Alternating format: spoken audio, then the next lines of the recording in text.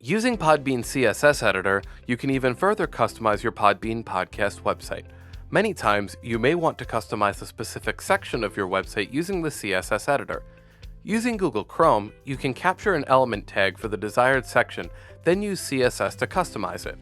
This tutorial is for users who know how CSS works and know how to set the CSS for website pages. If you don't know how CSS works, please do not change your site's CSS.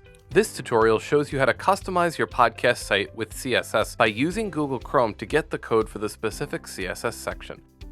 Note that the CSS editor options are available on Podbean's Unlimited Plus and Business tiers.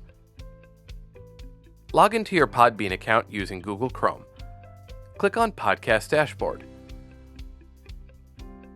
On the left-hand column, click on Distribution, Podcast Website.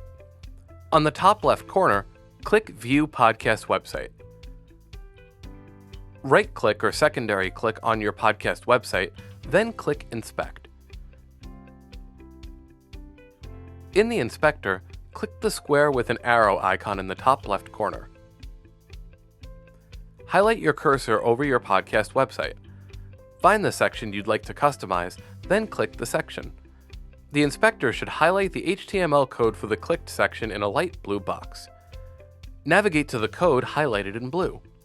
Right-click or secondary click and click Copy, Copy Selector.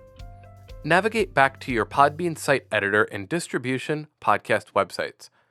Click Customize. Navigate to the top bar of your theme editor.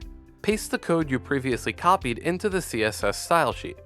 You can then add your custom CSS code in opening and closing braces.